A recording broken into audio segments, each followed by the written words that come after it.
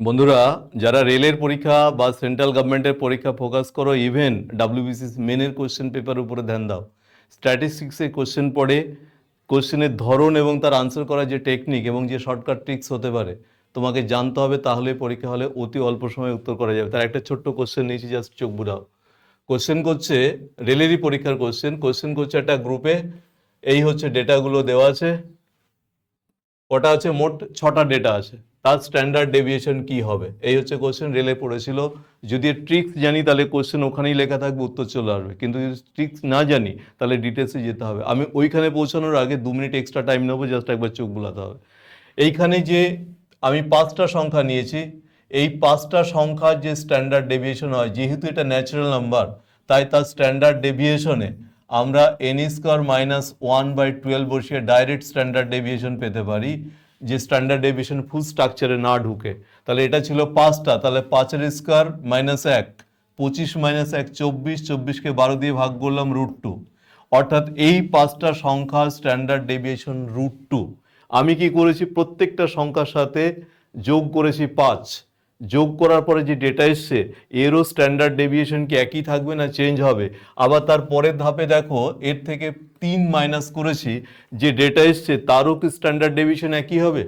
যদি একই হয় তাহলে এই প্রসঙ্গে পৌঁছায় যে কোনো ডেটার সাথে কিছু যোগ করলে, প্রত্যেকটার সাথে কিছু যোগ করলে অথবা কিছু বিয়োগ করলে স্ট্যান্ডার্ড ডেভিয়েশনে কোনো চেঞ্জ হয় না, এবং এক্ষেত্রে সেম থাকবে। এক্ষেত্রেও 5টা সংখ্যা আমি ক্যালকুলেশন করে দেখিয়ে দেবো যে এর স্ট্যান্ডার্ড ডেভিয়েশন এগেইন √2, এরও স্ট্যান্ডার্ড ডেভিয়েশন এগেইন √2। তাই এই তথ্যে তোমাকে পৌঁছাতে হবে বা জানতে হবে যে কোনো ডেটার সাথে যদি সেম ভ্যালু অ্যাড করা হয় অথবা সাবস্ট্রাক্ট করা হয়, তাহলে স্ট্যান্ডার্ড ডেভিয়েশনে কোনো চেঞ্জ হয় না।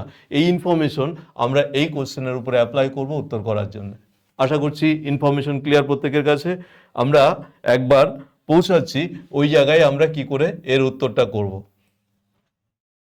দেখো, এইখানে যে কোশ্চেন ছিল, আমি সব কটা থেকে 5 কমন নিয়ে নিলাম, তাহলে এটা রইল 5, দেন 6, 7, 8, 9 এবং 10।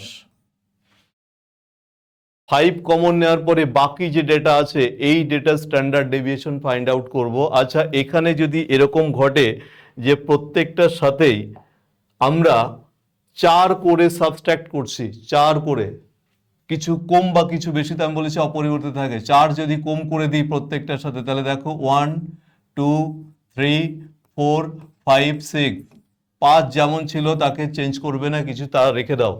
এবার বলো এই কটা সংখ্যা standard deviation, natural number, standard ডেভিয়েশনে যে ডেটা ডাইরেক্টলি পুট করছি, তাহলে ডাইরেক্টলি পুট করলে কি হবে, সেটা হচ্ছে n² - 1/12। তার সাথে যেহেতু এটা 5-এর মাল্টিপল ছিল, তাই 5 এখানে রেখে দাও। এটা দেখো 36 - 1 35, 35কে 12 দিয়ে ভাগ করছে, অ্যাপ্রক্স এটাকে 3 মানো। 36কে 12 দিয়ে ভাগ করলে 3 হয়, তো সো কনসিডার অ্যাপ্রক্স 3।